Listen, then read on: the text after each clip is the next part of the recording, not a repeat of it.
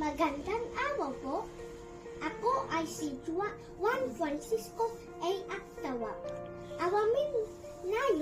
Awamin natin ang pabuwa ng ang kabayo at ang kababaw. Ang kabayo at ang kababaw. Isang magsasaka ang nais maniwahan sa ibang bayan, kaya isang araw ay inipon niya ang kanyang managamit at sinakay sa kanyang awarang kabayo at kababaw. Maaga pa ay sinimuwan na niya ang mahabang pawawakba.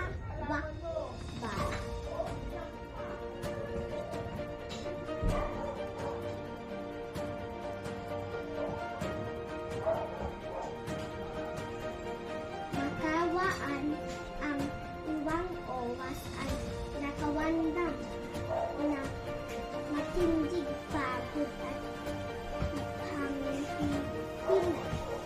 ang kababaw dahil sa bigat ng kanilang pasanggamit. Kaibigang kabayo, mas mabigat ang pasangkong gamit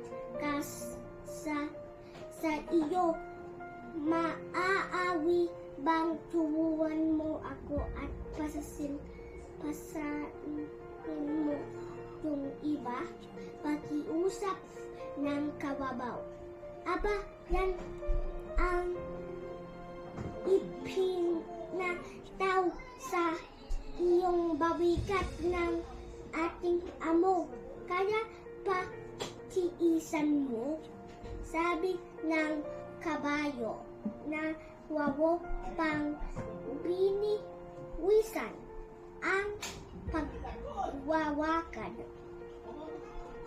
Bawang awa mo na turunan mo ako, di ko na kakayanin ang bigat ng dawa ko.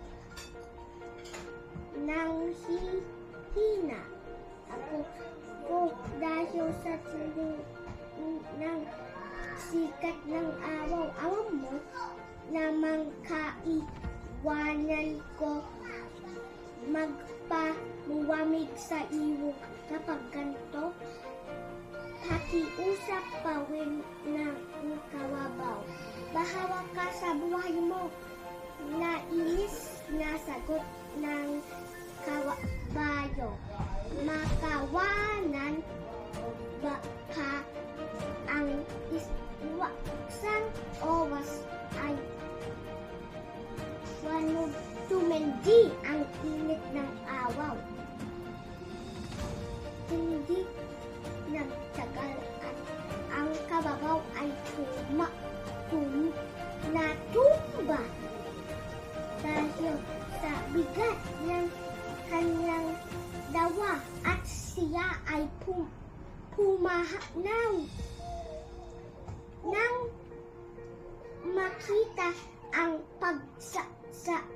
magsasaka ang nagyari ay kinuha niya ang lahat ng gamit na dawa ng kababaw at iniwipat sa kabayo. Kung sinuhunan ko sana si kasamang kababaw ay hindi naging ganito kabigat ang pasan ko na yun. May pasising buhok ng kabayo.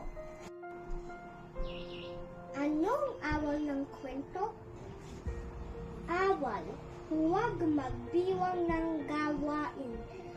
Gawin ang iyong magkakaya at tumulong kung kinakaiwanan.